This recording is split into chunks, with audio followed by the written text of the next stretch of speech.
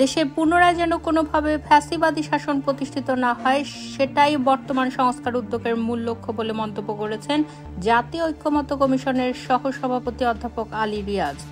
সোমবার সকালে জাতীয় সংসদ ভবনের এলডি হলে বাংলাদেশ খেলাফত মজলিসের প্রতিনিধিদের সঙ্গে এক বৈঠকের শুরুতে মন্তব্য করেন তিনি।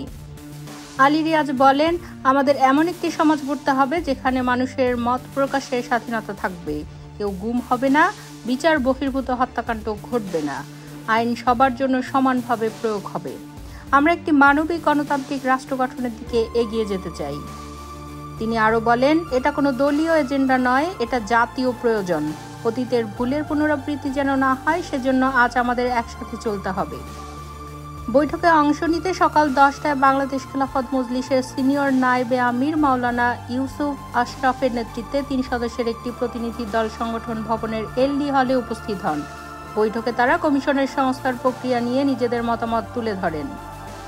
আলী রিয়াজ খেলাফত মজলিসের প্রতিনিধিদের গুরুত্বপূর্ণ মতামতের জন্য ধন্যবাদ জানিয়ে বলেন, এই ধরনের রাজনৈতিক সংলাপ আমাদের একে অপরকে বোঝার সুযোগ করে দেয় এবং ভবিষ্যৎ পথ চলাকে দৃঢ় করে।